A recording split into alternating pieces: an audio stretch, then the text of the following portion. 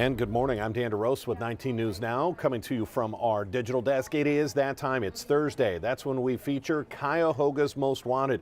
These are fugitives that are on the run. They've got warrants out for their arrest, innocent until proven guilty, but they need to be in front of a judge instead of on our streets doing Lord knows what. We're going to bring in, as we always do, Detective Red Dyer. Detective, it's been a couple of weeks. It's good to have you back. How are you, sir? I'm doing fantastic, Dan. They keep us busy over here at the Sheriff's Department. The criminals will do that. Let's be upfront. We normally have 3 fugitives that we featured. This week it'll just be 2. We were set to go with 3, but at the last minute, our 3rd fugitive was taken into custody. That's the good news. I would rather just have 2 than have 3 people out on our streets. We always check to make sure before we do this segment that they are still out there, but our 3rd one is behind bars this morning, so that is good news. So we'll just proceed with 2 fugitives this week. Detective, without getting too far gone into that explanation, let's get to our first case. Very serious case when unfortunately we have seen way too many rapists, and the cases we feature here involve children, which should get people who are watching this not only angry, it should get them to help us. Share this video.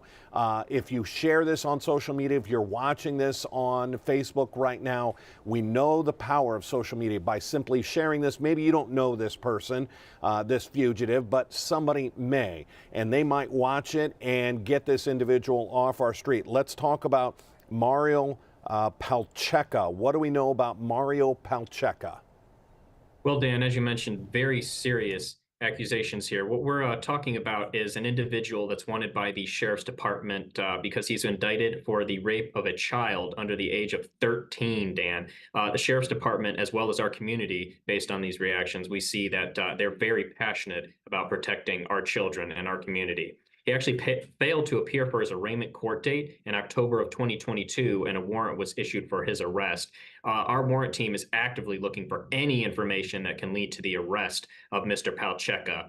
He's approximately 5'11" and 160 pounds, and was last known to be staying in the 3800 block of West 17th Street in Cleveland. You know, Red, it always makes me wonder when we do these that somebody watching this may have just said, wait a second, I know that guy.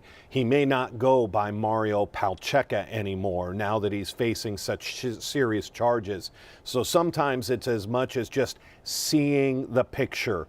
Maybe he doesn't have a beard now. Let's be honest. When you're trying to run from the law, you're going to change things. You're going to shave that beard. You're going to shave that goatee.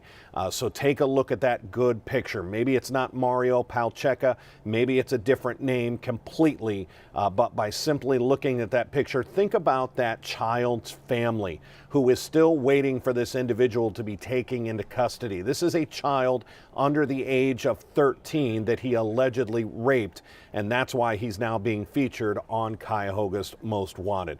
Red, as you said, this gets people passionate about getting individuals off our street. We're going to move to our second and final case today, Marcus Driggins Jr. He's got a couple of aliases, so let's get into the case of Marcus Driggins Jr. Well, Dan, as we see quite commonly, this individual does go by, as well as some of our other individuals, many different names. He may be known on the streets as Marcus Terrell or Marcus T. Mr. Driggins is wanted for a felony domestic violence case with the Sheriff's Department. We're talking a scary situation, Dan. According to reports, on Christmas Day in 2023, he was banging on the doors and windows of the home the victim was in. When the victim went outside to investigate, he attacked them by punching him in the head, as well as beating them with a brick. The victim yelled for help as Marcus dragged them across the yard by their hair, Dan. Upon getting free, the victim called 911 and Marcus fled the scene before police arrived. He actually has a history of domestic violence, Dan. For example, in 2019, he pled guilty to aggravated trespassing and domestic violence. And most recently, in 2023, he pled guilty to attempted burglary and aggravated menacing, where reports in that case state that he kicked in the door to the victim's home. The victim fled into their bedroom to be safe and closed the door to call 911. Marcus again fled prior to police arriving. Crime Stoppers, in collaboration with the U.S. Marshals, are looking for any information that could lead to the arrest of this violent individual. It's very important to note, too, Dan, that this is not only for the safety of our community, but for the safety of these victims. They don't want to be living in fear that this individual is still out there. So any information leading to his arrest, greatly appreciated. And there's also a monetary reward, which we'll explain later. He's And when we approximately one. Oh, sorry, go ahead, Dan. No, go ahead. Give us the description. Sure. He's approximately 6'1" and 190 pounds and was last known to be staying in the 17,000 block of Grovewood Avenue in Cleveland. What strikes me about this case is generally when we have someone who is facing multiple charges, has back warrants, back cases, normally they get out of the area. Maybe they take off for a while and come back. The fact that this was back in just on Christmas, I mean, we're talking within the last 3-4 months, that tells us he is potentially still in the area or will come back to the area if he continues to commit crimes or allegedly commit crimes like this. Red, you started to get into it. We want people to call in tips to Crime Stoppers. There's a reason we do this, and we are partnering with Crime Stoppers of Cuyahoga County because this program works. You don't have to be afraid. This isn't like picking up the phone and calling a police department and somebody gets on the phone and says, well, first of all, what's your name? I need your name. They don't do that. They know that people are scared to make this call. They're not going to say, well, what's your phone number? They're not going to do that. People don't want their name on some sort of court document or some sort of warrant that goes out to get an arrest. That's why you guys have a very unique system. When somebody calls Crime Stoppers at this number, 216-252-7463. Why can they feel comfortable?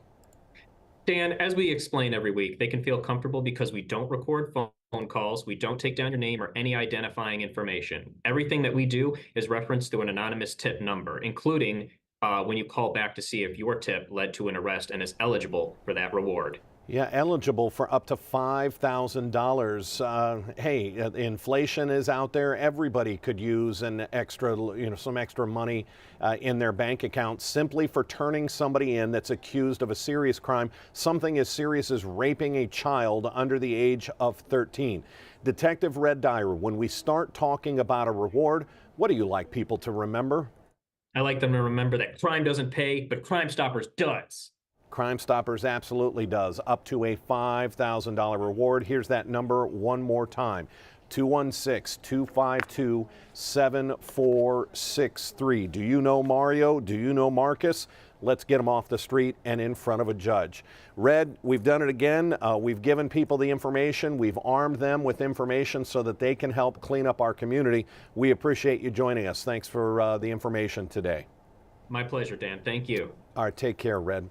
That's going to wrap it up. Again, we normally have 3, but the good news is our third fugitive, just within the last few hours or so, has been taken into custody or turned themselves in.